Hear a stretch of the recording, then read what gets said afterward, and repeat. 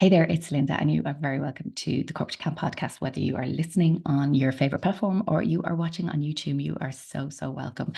Today, I'm going to talk about money generating, revenue generating habits, and it's all about working a little bit smarter.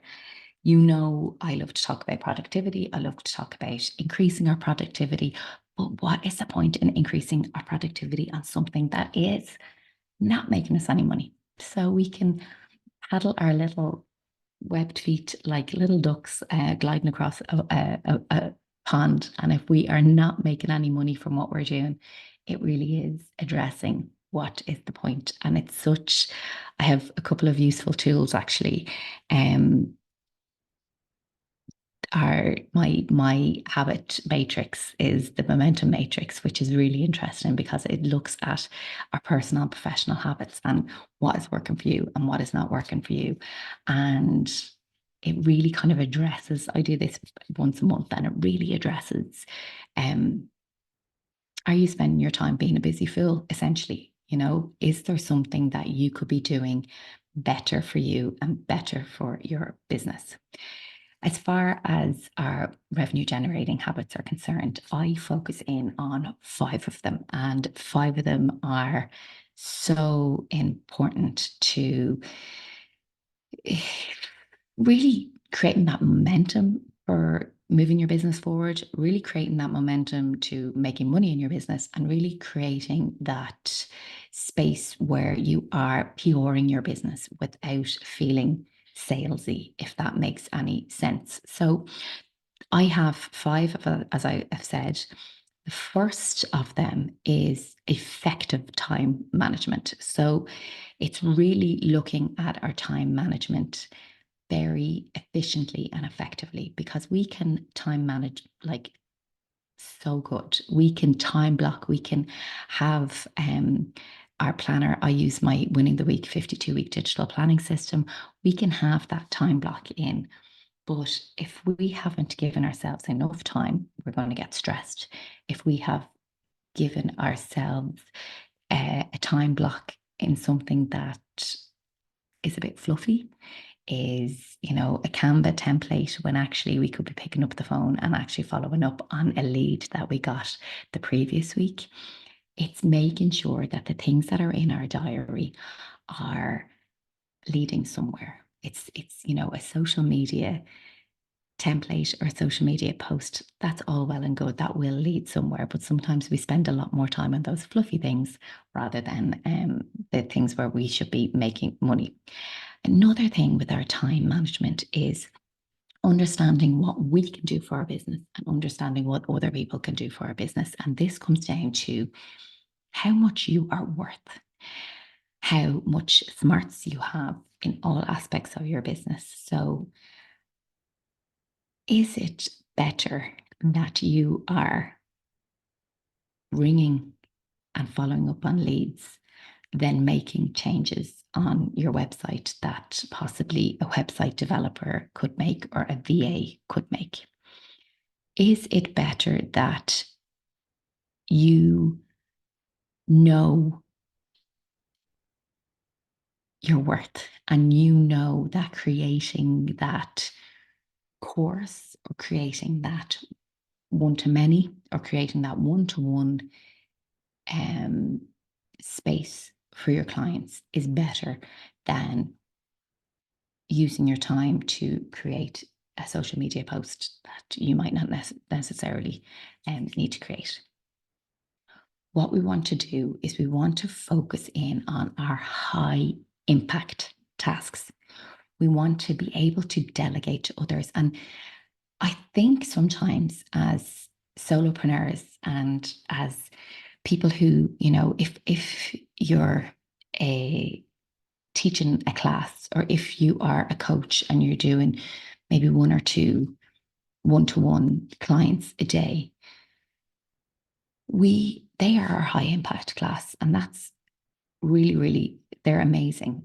But it's making sure that we delegate those other tasks to other people. So our admin, our accounts, our social media, if these are areas that you are proficient in and you feel that you're good at, okay, if you want to do it, go for it. But if these are areas that you feel that you're going to spend 2 to 3 hours every single day focusing in on, when those 2 to 3 hours could be used generating clients or could be used to generate an evergreen course, why are you doing it? For me, as far as time management is concerned, I absolutely cannot eat the frog as well. So it's very important to plan your day, and it's very important to plan your day around you as well and what you can do, because we all hear that phrase, eat the frog, do the hard thing first. Absolutely not for me. And I don't know about any other people, but as somebody with ADHD and neurodiverse brain, I will be bored if I eat the frog. I'll be like, oh, seriously. If I eat the frog could take me 10 minutes in an hour's time. The frog's going to take me a fucking hour if that's the thing I do, first thing. So focus on, I need that. I need a pat on the back. I need to be like, Linda, you are absolutely amazing. So I'll do the 3 simple things first of all, and then I'll eat the frog. And guess what? I'll have 4 things done in that hour that would have taken me to eat the frog. Make sure as well that you are time blocking revenue generated tasks. So we'll talk about some revenue generated tasks later on, but make sure you are focusing in. And you know what?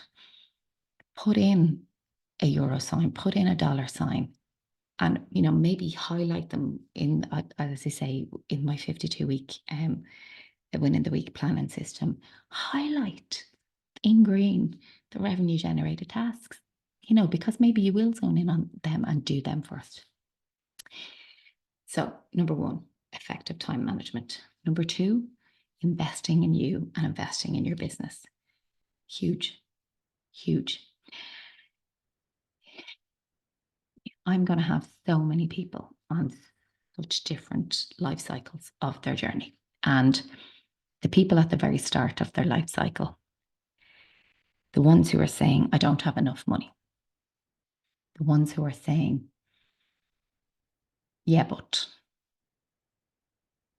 the sooner you invest in a business mentor, a community,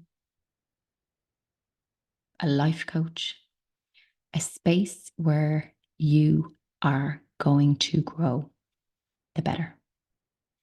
And you want to invest in something you have to pay for, because free is good, but free is taken for granted. I'm going to say that again. Free is good, but we take free for granted.